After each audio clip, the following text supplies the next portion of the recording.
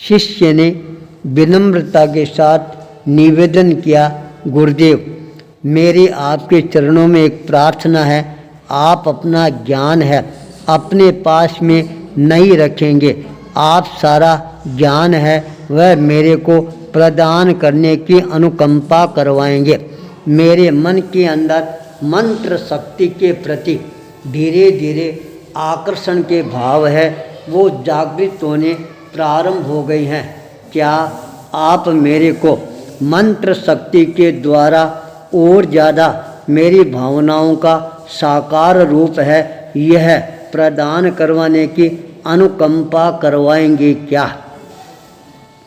अपने शिष्य के मुखारबिंद से मंत्र शक्ति के प्रति इस तरह की भावनाओं को सुनकर आचार्य प्रवर अशोक सागर सुरेश्वर जी और ज़्यादा प्रसन्नता की अनुभूति करना प्रारंभ कर देती हैं। उन्होंने अपने शिष्य को कहा, देख बेटा, मंत्र शक्ति की साधना करना है यह सहज और सरल काम नहीं है, बहुत ही कठिन और मुश्किल काम है। जब कोई साधक मंत्र शक्ति की साधना करना प्रारंभ कर देता है उस समय विजातीय तत्व है उसको अपने मार्ग से भटकाने के अंदर भी कोई प्रकार की कमी नहीं रखती हैं। यदि तेरे को मंत्र शक्ति की साधना करनी है, पहले अपने संकल्प बल को, मनोबल को मजबूत बनाना ही होगा, तब ही जाकर तुम मंत्र शक्ति की साधना में निष्णात बन पाओगे। मंत्र शक्ति की साधना है वह कब संपन्न हो सकती है? जब अपने मन के अंदर इस धारणा को पुष्ट करना प्रारंभ कर देते हो, या तो मैं मंत्र शक्ति को सिद्ध करके रहूँगा या अपने जीवन का विसर्जन करके रहूँगा। मरना या मंत्र शक्ति को सिद्ध करना, इस तरह का संकल्प बल मन में जब जागृत होना प्रारंभ हो जाता है तब जाकर मंत्र शक्ति है वह सिद्ध होती है। आचार्य प्रवर की इस बात को बालक मुनि ने बहुत ही गंभीरता के साथ अपने जीवन के अंदर अंगीकार करना प्रारंभ कर दिया।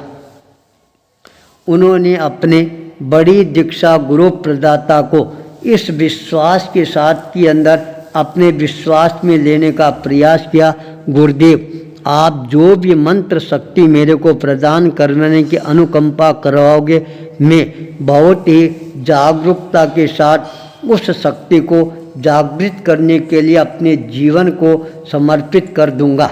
इतना बड़ा समर्पण जब सामने आता है तब आचार्य प्रवर ने अपने गुप्त मंत्र है उन मंत्रों को धीरे धीरे बालक मुनि को देना प्रारंभ किया। बालक मुनि भी मंत्र शक्ति की साधना के अंदर अपने आप को तल्लीनता के साथ में लगाना प्रारंभ कर देते हैं।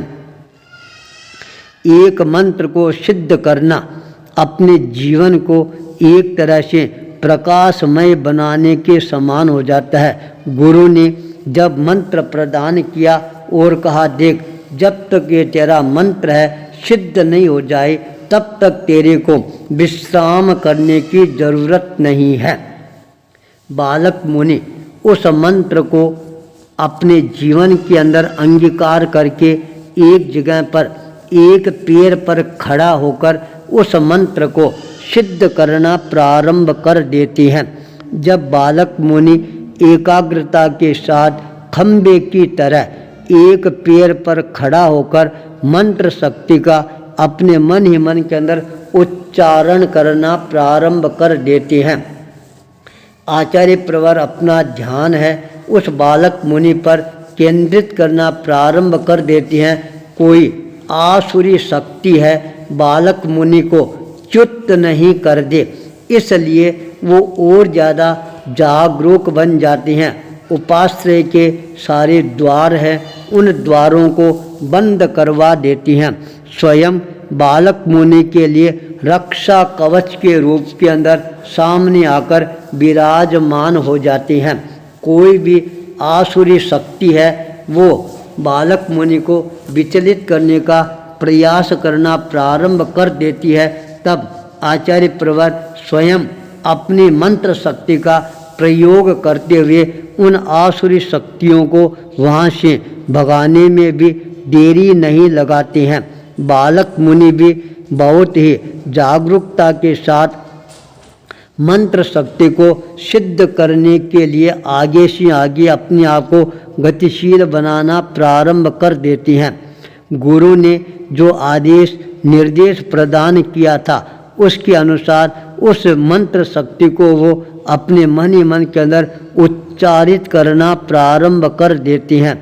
गुरु ने जितनी संख्या बताई थी, जब वो संख्या धीरे धीरे आगे बढ़नी प्रारंभ होती है, बालक मुनि के चेहरे पर अपने आप ही एक नया ओज और तेज है वह निखर कर उभर कर सामने आना प्रारंभ हो जाता है। बालक मुनि के आभा मंडल को जब आचार्य प्रवर अपनी दृष्टि से निहारना प्रारंभ करते हैं, उनकी आंखों के अंदर भी अपने आप एक विश्वास की चमक है वह उभर कर सामने आने प्रारंभ हो जाती है। उनके मन में यह विश्वास जागृत हो जाता है, बालक मुनि मेरा जो मंत्र प्रदान किया हुआ है उस मंत्र को सिद्ध करके ही रहेगा। जब गुरु के मन के अंदर इस तरह की भावनाएं जागृत होनी प्रारंभ हो जाती है, उसका प्रभाव है शिष्य के जीवन के अंदर अपने आप ही नजर आना प्रारंभ हो जाता है। बालक मुनि और ज़्यादा अपने आप को सजग और सावधान बनाना प्रारंभ कर देती हैं। आलस और प्रमाद है कहीं मेरे इस मंत्र शक्ति की साधना को चकनाचूर नहीं कर दे, इसके लिए वो और ज़्यादा जागरूक बन जाते हैं। धीरे धीरे मंत्र शक्ति की साधना है आगे से आगे गतिशील बनना प्रारंभ हो जाती है। दिन अस्त के समय उस मंत्र शक्ति की साधना करना प्रारंभ करते हैं। प्रातःकाल सूर्योदय की बेला आती है, अमृत बेला का समय आता है, तब तक वह साधना अनवरत रूप से चलती ही रहती है। प्रातःकाल का सूर्योदय होता है। आचार्य अशोक सूर्य जी के चेहरे पर अपने आप ही एक नई उत्साह की तरंग है वह उभर कर सामने आनी प्रारंभ हो जाती है। चलो मेरे शिष्य ने कम से कम मेरे द्वारा प्रदत्त एक मंत्र है, उस मंत्र को तो सिद्ध करने के अंदर कामयाबी हासिल करने की दिशा की ओर लगभग पहुंच ही गया है। यूं ही सूर्योदय होता है, आचार्य प्रवर ने अपने शिष्यों को अपने निकट बुलाया और कहा, देखो आज मेरा बालक मुनि है मेरे सपनों को किस तरह से साकार रूप प्रदान कर रहा है। थोड़े समय के पश्चात मेरे को विश्वास है जो मैंने मंत्र प्रदान किया है वह मंत्र इसके जीवन के अंदर सिद्ध हो जाएगा। इसलिए बालक मुनि का वर्धापन करने के लिए भी अपने को अपनी तैयारियां प्रारंभ कर देनी चाहिए। जाओ शहर में और बालक मुनि के लिए अच्छा पौष्टिक आहार है वह अन्वेषण करके खोज करके लाने का प्रयास करो। गुरु का आदेश मिलते ही शिष्य भिक्षा के लिए परिभ्रमण करना प्रारंभ कर देती हैं। भिक्षा जब प्राप्त हो जाती है गुरु के चरणों में उपस्थित होती हैं, भिक्षा को गुरु के चरणों में प्रस्तुत करते हैं।